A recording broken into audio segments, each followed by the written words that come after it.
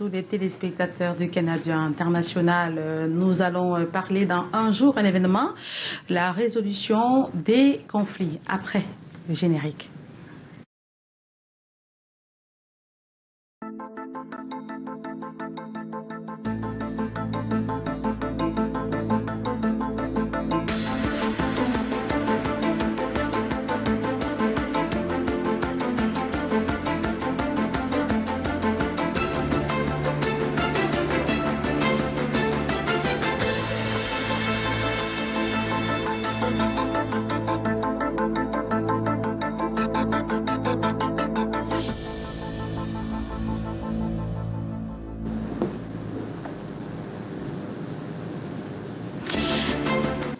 Bonjour à tous et bienvenue dans ce nouveau numéro de Un jour, un événement. Nous sommes le jeudi 20 octobre 2022, journée internationale pour la résolution des conflits, parce que chaque conflit mérite une solution face à un différend, qu'il soit d'ordre familial, de voisinage, commercial ou encore social. La médiation, c'est lorsque les oppositions se font au niveau des régions ou des pays. Toutes les énergies doivent être employées à la résolution à l'amiable du conflit, à la négociation, sans jamais arriver aux confrontations physiques ou militaires, bien que ce n'est pas souvent ce qui est vécu. Et donc, pour en parler, un expert dont j'ai le plaisir de recevoir sur ce plateau. Jean Noudou, bonjour. Bonjour madame, bonjour à vos nombreux téléspectateurs, bonjour à l'équipe technique qui s'attelle à restituer vraiment cette émission.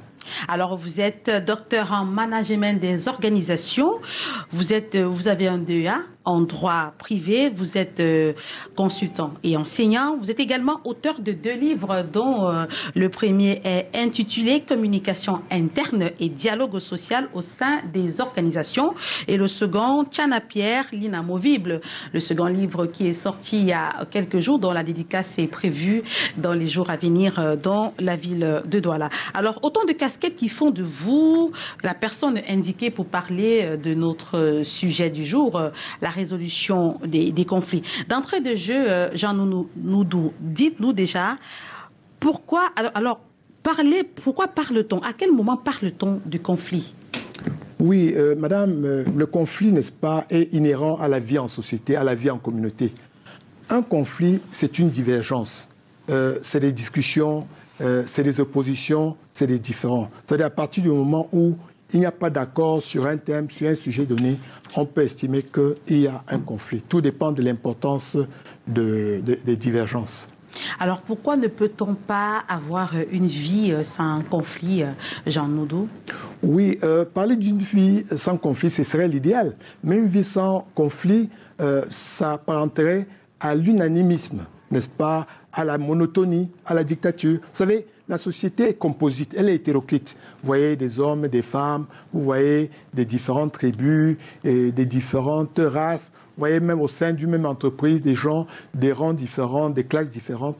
Et puis, tout ceci est conflictogène. Ça veut dire que même au sein d'une même famille, même entre des frères ou entre des jumeaux, il peut y avoir des divergences de vues sur tel ou tel problème. Donc, les conflits vraiment sont inhérents à la vie en société.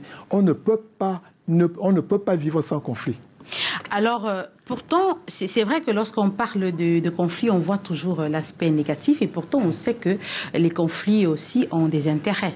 Voilà, les conflits sont du plus grand intérêt pour la vie en société parce que ce sont les conflits qui génèrent parfois des changements, qui impulsent des progrès, qui impulsent des ententes. Parce qu'une fois qu'on ne s'est pas entendu sur tel ou tel sujet, quand on se met autour d'une table, on élabore vraiment des solutions palliatives. Et puis là, on sort plus fort. C'est pour cela que de tels conflits, il vaut mieux les exposer et trouver des solutions palliatives.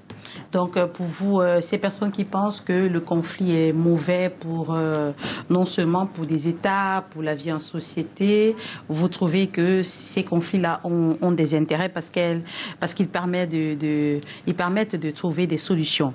Alors, Jean, donnez-nous quelques illustrations, que ce soit sur le plan familial, en entreprise, ou même Dans la famille, un problème simple. Par exemple, l'anniversaire d'un enfant. Madame dit, on va fêter l'anniversaire à grande pompe. Monsieur dit non. Vous voyez un peu là. Il peut y avoir des problèmes sur l'achat d'un véhicule, sur des choix stratégiques de la famille, construire plutôt. Madame dit de construire. Monsieur veut plutôt améliorer le facing, n'est-ce pas, prendre plutôt un loyer ou acheter une voiture. Vous voyez, tout ça, c'est des sources de conflits qui peuvent aller très loin. Voilà, en famille. Au sein de la société, de l'entreprise, il peut y avoir des conflits sur, par exemple, les améliorations de conditions de travail, alors que l'employeur, lui, veut plutôt acheter de nouvelles machines. Et le salarié estime qu'il a besoin de motivation, qu'en augmentant son salaire, il peut accroître sa productivité. Vous voyez un peu. Au sein même de l'État, regardez un peu ici au Cameroun. Je ne parle pas du problème du Nozo. Regardez même les problèmes politiques sur le code électoral, sur la perception de la démocratie, sur la liberté, n'est-ce pas? Vous voyez, il y a beaucoup de sources de conflits au niveau en interne. Et au niveau des États, vous avez vu la guerre en Ukraine, vous avez vu en Érythrée, vous voyez, contre l'Érythrée, contre l'Éthiopie, l'Union soviétique contre l'Ukraine, et même la Corée du Nord. Avec le Japon, avec des bombes, des trucs tout le temps qui atterrissent dans la mer du Japon. Donc il y a beaucoup de conflits, n'est-ce pas, au quotidien. Mais il y a des conflits, tout dépend vraiment de leur accentuation et puis de leur importance. Il y a de bons conflits, il y en a de mauvais. Les bons conflits sont ceux qui permettent d'avancer, qui permettent de se mettre d'accord, d'avancer ensemble. Et les mauvais conflits sont ceux qui dégénèrent, qui entraînent des dégradations, avec des préjudices vraiment incommensurables pour la société. Regardez le problème du Nord-Ouest, Sud-Ouest. Le Cameroun est aujourd'hui obligé d'investir pas mal de moyens, n'est-ce pas, qui étaient nécessaires pour l'éducation, pour les infrastructures, pour la santé, dans les armements de sécurité qui ne rapportent rien à la vie des Camerounais. Alors, Jean Noudou, toute une journée pour parler de la résolution des conflits, c'est-à-dire que le problème est véritablement sérieux. C'est la preuve que les conflits ne sont pas que bénéfiques. Non, c'est un problème vraiment universel et un problème de la plus grande importance. Pourquoi? Parce que les conflits constituent un frein à l'évolution de la société, de la famille, à la croissance des États, des individus et des entreprises. Donc, pourquoi est-ce qu'on essaie d'éviter les conflits? C'est pour avoir un climat apaisé. Un climat social, familial apaisé est synonyme de quiétude, de progrès. C'est pour cela qu'on fait tout pour éviter les conflits et quand il survient, on essaie de trouver des solutions. Alors, puisque vous parlez de solutions, comment gérer un conflit? Déjà, peut-être sur le plan familial, oui, entre voisins, en entreprise et entre les États. Voilà. Bon, ce que j'ai expliqué tantôt, c'est qu'il faut éviter d'étouffer les conflits. Les conflits naissent, sont latents, évoluent. D'ailleurs, qu'est-ce qui entraîne même les conflits? Non, mais ce sont des divergences de points de vue. Oui. Je vous ai expliqué qu'il y a tellement de divergences. Vous voyez, dans un couple, tel vaut la monogamie. Le désaccord, généralement, ce sont les désaccords qui entraînent les conflits. Donc, à chaque type de conflit, une résolution particulière. Voilà, c'est ça. Donc, revenez sur les solutions, alors. Oui, les solutions, il y a différents types de solutions. La première chose à faire, c'est de ne pas éluder le conflit et maintenant de rechercher des solutions palliatives. Et pour cela, il y a des prédispositions, n'est-ce pas? Il faut être de bonne foi et vraiment vouloir avancer. Parce que si vous cambrez sur vos positions, comme on le relève souvent dans le domaine de la politique, il s'ensuit un langage de sourds. Et dans la résolution d'un conflit, il doit y avoir des concessions réciproques. Ça veut dire que vous mettez un peu d'eau à votre vin, vous avancez d'un pas, j'avance d'un pas, et on trouve vraiment une solution. Donc il faudrait que les deux parties sortent, on va dire quoi, gagnant. Voilà, ça c'est vraiment la solution idoine, c'est la solution idéale. Et on le vit au quotidien, à travers nombreuses illustrations. Il y a des types de conflits. Certains conflits peuvent trouver une solution par la médiation, c'est-à-dire on fait intervenir un tiers. On a vu par exemple dernièrement dans le conflit russo-ukrainien, on a vu le président Erdogan de la Turquie intervenir, on a même vu le président Macky Sall du Sénégal, on a vu le président français Macron aller se dépêcher vraiment à Kiev, en Ukraine, pour essayer de trouver vraiment des solutions. Il faut toujours un médiateur dans la résolution des conflits. Pas toujours. Il peut y avoir un médiateur, ça peut être la conciliation entre les parties, ça peut être même une décision arbitrale, une décision même de justice. voyez, des conflits entre les voisins, on va devant le tribunal et à partir du moment d'étude tout ça. Donc, il est important pour ce faire qu'il y ait vraiment un cadre juridique, un cadre de négociation, que les parties soient de bonne foi et que les parties acceptent vraiment de faire des concessions. Alors, la résolution à l'amiable intervient à quel moment lorsqu'on gère les conflits? Oui, ça veut dire qu'en fait, il y a des divergences de points de vue. Par exemple, vous avez renversé, par exemple, les bananes de la marchande du coin. Elle dit, ces bananes-là, ça coûtait, c'est des bananes, le préjudice pour moi, c'est 5 000 francs. Vous dites, madame, effectivement, ces bananes-là ont une valeur de 5 000 francs, mais vous n'auriez pas vendu au bout d'un, 2 jours. Bon, compte tenu de ce que je paye maintenant, je vous donne 3 000 francs et pour tout ceci. Et la dame dit, d'accord, montons à 4 000. Là, c'est à l'amiable. Vous n'avez pas eu recours à un tiers, n'est-ce pas, arbitre, à un tiers intervenant. C'est même le mode vraiment le plus usuel et même le plus bénéfique. Puisque au-delà du conflit, maintenant, ça crée parfois des nouveaux liens sociaux et ça fait avancer la société. Alors, vous êtes de ceux-là qui prônent dans la résolution des conflits, mauvais arrangement plutôt qu'un long procès? Oui, un mauvais arrangement plutôt qu'un long procès. Parce que d'abord, vous savez, de nos jours, les procès sont des plus subjectifs. Ils sont coûteux, ils sont longs et de surcroît entraînent parfois des divisions vraiment irréparables. Donc, il vaut mieux éviter vraiment d'en arriver à ce stade-là parce que aller devant le juge, c'est quand il n'y a plus rien à faire. Alors vous, en votre qualité, est-ce que vous avez déjà eu à intervenir dans la résolution d'un conflit en tant que médiateur?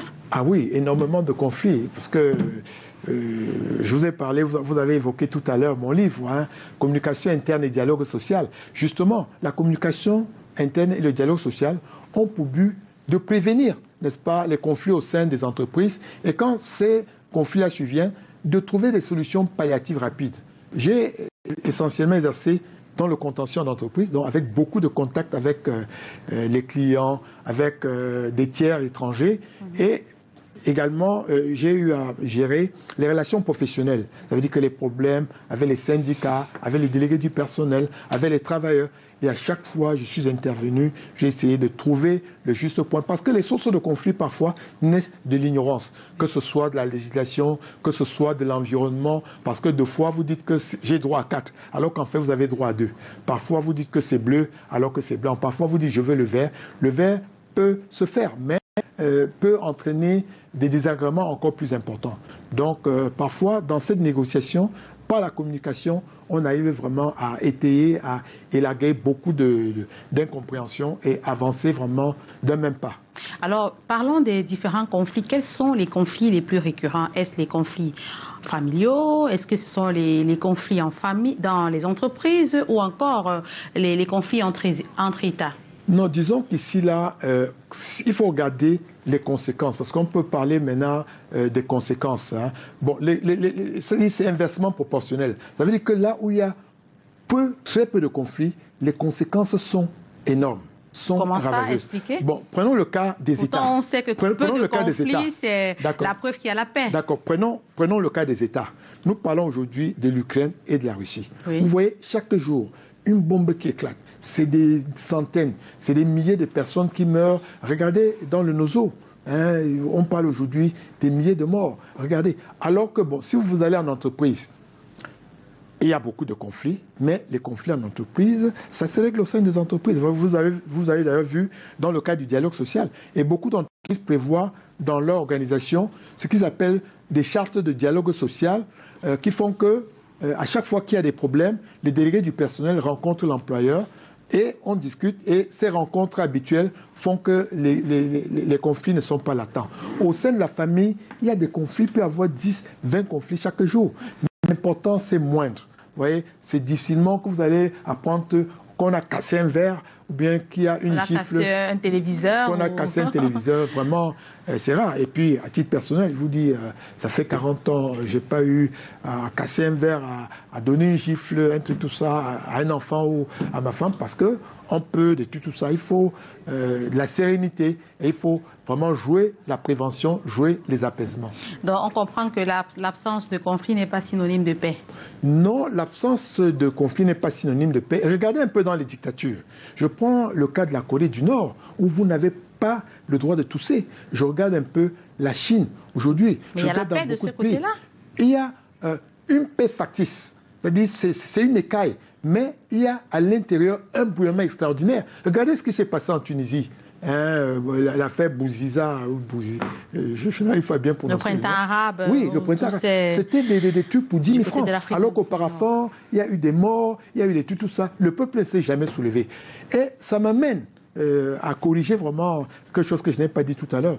C'est qu'aujourd'hui, avec la digitalisation, n'est-ce pas, du monde, il y a une nouvelle source de résolution des conflits qui est devenue prépondérante. C'est les réseaux sociaux, c'est les masses médias. Regardez l'affaire de Dikolo, ici à Douala, où le gouvernement a procédé vraiment à une expropriation.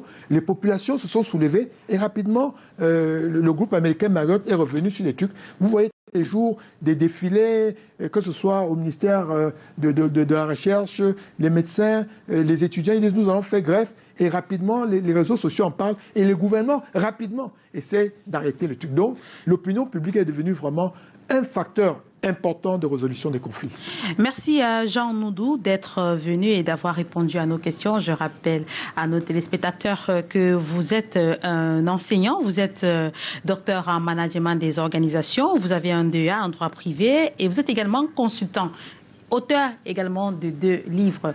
Mesdames, Messieurs, c'est ici que s'achève cette autre édition de Un jour, un événement consacré à la résolution des conflits. Ceci à la faveur de la célébration ce 20 octobre de la Journée internationale de résolution des conflits. Je vais vous renvoyer l'antenne du côté de Yaoundé, Dorette Zitou, pour la suite de Nous chez vous.